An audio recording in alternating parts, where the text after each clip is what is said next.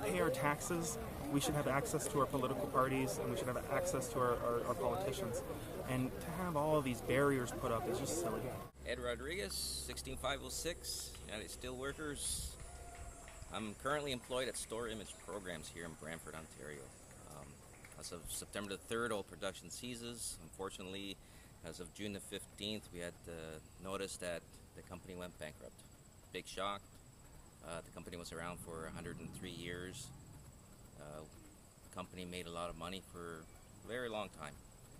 We were there from put golden leaves on carriages right up to making product for Staples, Dollar Tree, Walmart, you name it, we did it. Unfortunately, we had roughly around 200 employees, and as of September the 3rd, we're done.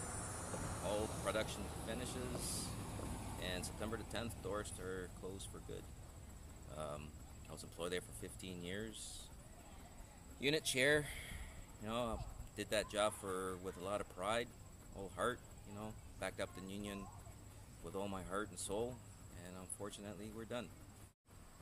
We have employees that have been there for 40 years, husband and wives, single mothers and fathers.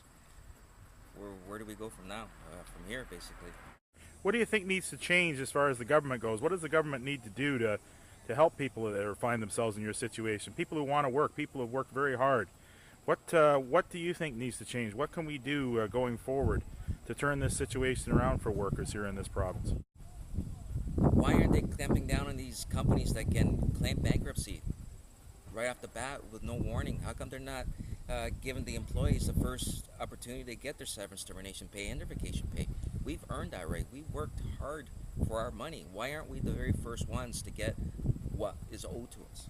No, instead, it's the banks and everybody else. We're the last ones to get anything, if we get anything. It's stuff like that. The government has to step up to the plate and help us. Or even why is the government allowing foreign companies to come over here and buy our resources out? Buy the companies that are still here, and they're closing shop and moving overseas. That's what the government's got to do, but they're not doing it. I'm Warner. I own Golden Fish and Chips here on Murray and Elgin, and what I'd like to comment about is all the businesses in the surrounding areas that are shutting down and how they affect businesses like myself. The income average between $20 and $30 an hour. Those are the workers who support our businesses because they go to the local business, they don't go out to the malls, they don't go to Hamilton, Toronto to shop. And as we allow them to close, we allow our businesses to close as well.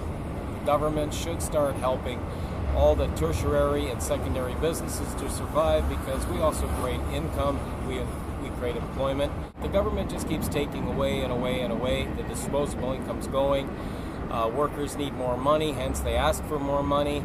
The employers, they need more productivity, more profit, so they try to shrink things down, and it's just a negative reverse. With the impending closure of Storeimage next week, how is that going to affect your business here selling fish and chips? Well, let's put it this way, it's about $50 a day that I lose, okay? That's $250 a week times 4 is $1,000, that's my rent, and that's some heat and hydro, so I have to make that money up somehow.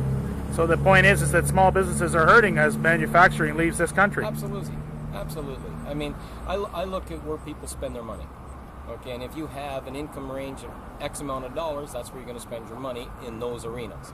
If you have more, you're going to spend your money there. So as we keep rewarding the higher end industries and hurting the Gen Fast and all that in Brantford, guess what? Our secondary, tertiary industries are going to. You talk to anyone in town right now, they're hurting. The government's got to step in somewhere. I mean, they just keep taking. You look at the average person, all the strikers. I mean, you yourself know what's going on. As they brought the HST in, it just doesn't seem to have given anything back for what we're paying out. You know, I look at some of the money spending that we do throughout Canada. Maybe that pot that we keep shoveling out there, maybe we should reach into it and say, okay, let's take some of that money now and help us. Do we need those jets? Do we need, you know what I'm saying? Now I'm imagining Mark in the House of Commons right now. I'm imagining the first speech that he's going to make as a member of Parliament for Brant. And I know he's going to talk about the community. And I'll bet people who are tuned in watching, or some who've taken the drive up to be in the gallery to hear that particular speech, are going to have tears in their eyes when they hear somebody speaking on behalf of what's really going on here and the need for action. In fact, I have no doubt about it.